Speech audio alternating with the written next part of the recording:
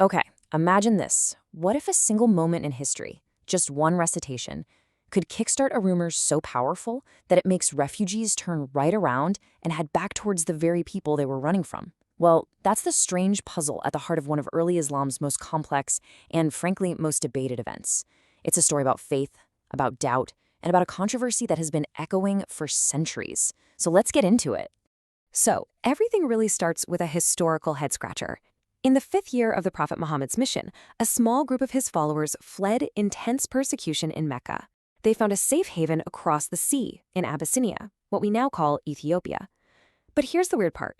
Just 3 months later, they turned around and came right back. So you gotta ask why? Why on earth would they leave safety and willingly return to the place they were trying to escape? So, let's really dig into this mysterious return. I mean, just picture the relief they must have felt, finally reaching safety after that long, dangerous journey. To just pack up and go back so soon, it just doesn't make any sense.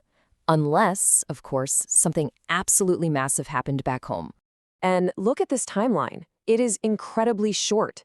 They leave Mecca in the month of Rajab, and by Shawwal, they're already heading back. That's a mere 3 months. So what could possibly trigger such a quick turnaround? Well, it was a single, powerful rumor that made its way across the sea to them. The news that the leaders of Mecca, the Quraysh, had all converted to Islam. Longing for home, they didn't even wait to verify it. They just packed their bags and set sail. Okay, so what actually happened back in Mecca to spark a rumor that big? To get to the bottom of that, we have to look at the version of the story that pretty much all Islamic scholars agree is the most authentic one. This is the bedrock of the entire event. Right, so this core version comes from a collection called Sahih al-Bukhari. Now, for Sunni Muslims, this isn't just any book. It's considered the most meticulously verified, most reliable collection of the Prophet's traditions out there. It's really the gold standard. So this is our baseline story, the one that almost everyone agrees on. The story goes like this. One day in Mecca, the Prophet Muhammad stood before a mixed crowd of believers and non-believers. He began to recite a chapter from the Quran, Surah An-Najm, which means the star. And apparently the words were just so beautiful, so captivating, that the entire crowd was just spellbound, all the way to this final, powerful command.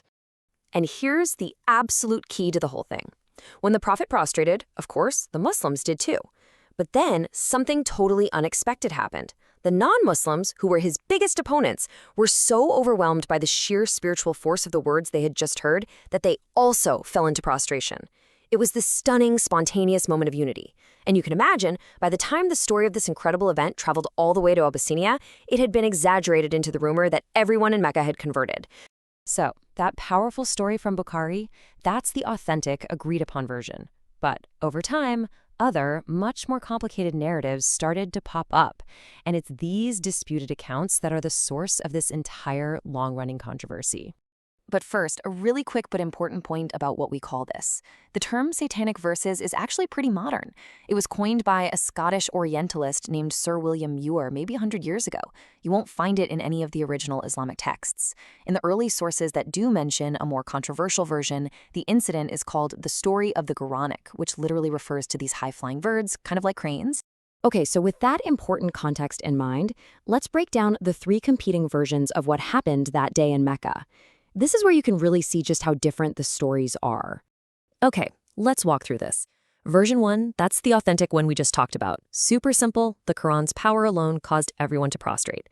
But then you get to versions 2 and 3, and they both introduce a satanic intervention.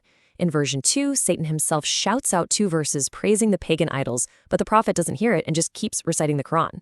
The non-Muslims, though, hear it and think the prophet is compromised. Now, version 3 is the most controversial by far. In this one, Satan whispers the verses directly to the prophet, who then mistakenly recites them thinking they're from God.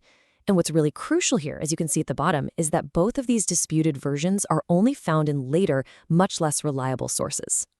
Now, what's fascinating is that this isn't some modern debate, and it's not even one between Muslims and outsiders.